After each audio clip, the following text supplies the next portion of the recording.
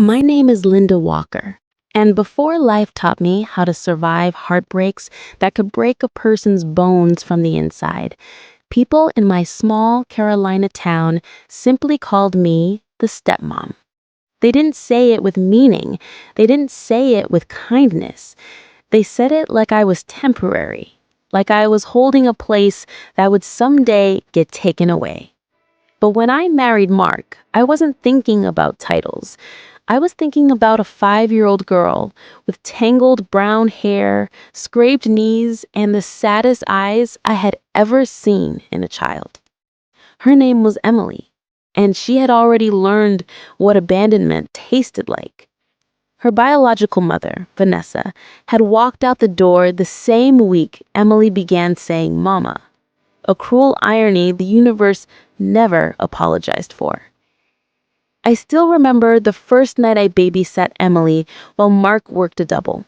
She sat on my couch like a tiny porcelain doll, silent, stiff, scared. When I offered her ice cream, she whispered, "Mommy used to give me ice cream, but she didn't want to be my mommy anymore." That sentence fractured something inside me, something I didn't know existed, a space reserved for a child you choose, even when the world tells you she isn't yours. From that day, Emily wasn't just Mark's daughter, she was mine too. Not by blood, not by law, but by choice, the kind that ties two souls together. Mark worked construction. I worked night shifts as a nurse. We didn't have much, but we had enough to build a childhood worth remembering. I was the mom who never missed a recital, even after 12-hour shifts, sat on the bathroom floor at 3 a.m. sewing Halloween costumes, held her through fever dreams where she cried for the mother who left, learned how to braid hair, burn grilled cheese sandwiches, and pretend I wasn't scared of roller coasters. I taught her how to ride a bike, how to parallel park, how to believe she could be anything she wanted. Mark used to say, "Emmy has two parents who love her. That's already more than most kids get." And I believed him. God, I believed him. The dream we couldn't afford, but I chose anyway. Emily grew up smart, Duke University smart, the kind of smart that makes you take extra shifts and skip vacations so you can afford her books, her dorm, her dreams. Then came Paris, a study abroad semester that cost more than our yearly grocery budget. I sold my mother's old jewelry, the pieces she left me when she passed, the pieces I swore I'd give to Emily someday. Then came the engagement.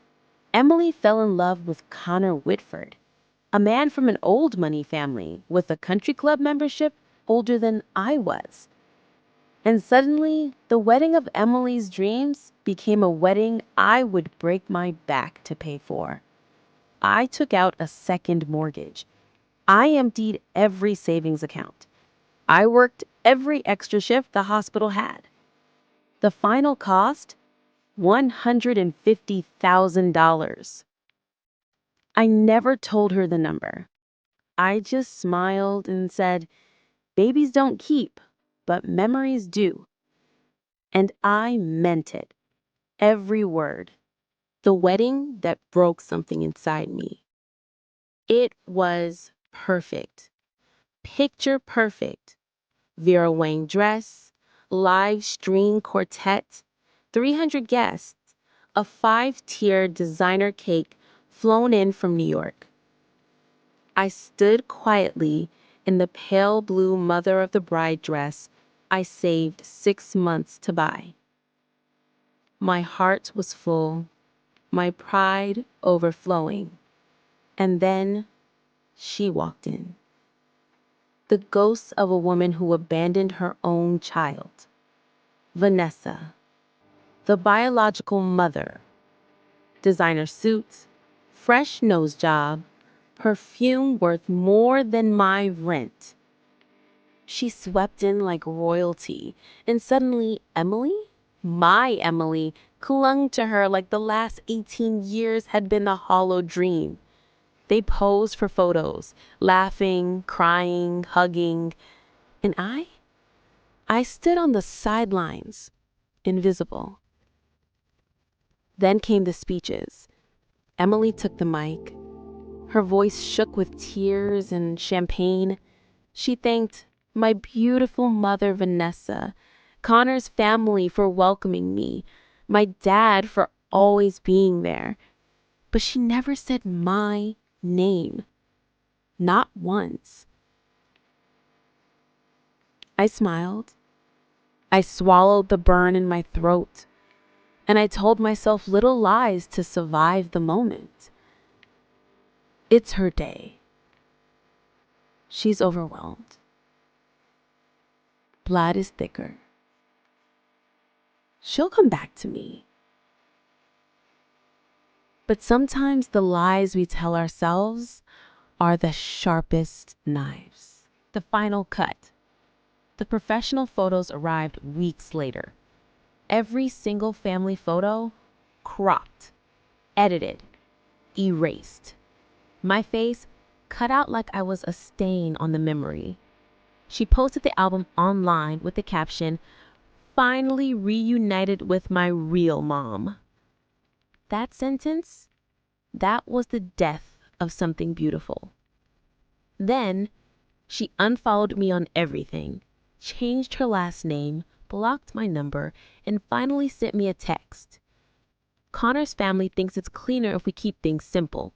Since mom is back, we should create distance. You'll always be family, just not immediate family. Hope you understand. I did understand. Too well. So I stopped the birthday cards, stopped the care packages, stopped hoping, and something inside me began to crumble. The rebirth of the cake queen. When hearts break, they need a place to bleed. Mine bled into flour, sugar, butter. I started baking, then selling cakes from my tiny kitchen. Then TikTok found me. Then the Today Show. 10 years later, 6 bakery branches, a TV deal, a beach cottage, my face on billboards. People called me the cake queen of the Carolinas. I built a life, a beautiful, warm, sweet life. And I stopped looking backward until the past found me again. And that was the moment everything changed. The woman who erased me from her wedding photos, the daughter who called me not real family, the girl I raised from the age of 5 was now standing on my doorstep, broken, divorced, homeless, with 2 little kids, and tears heavy enough to drown a lifetime of regret.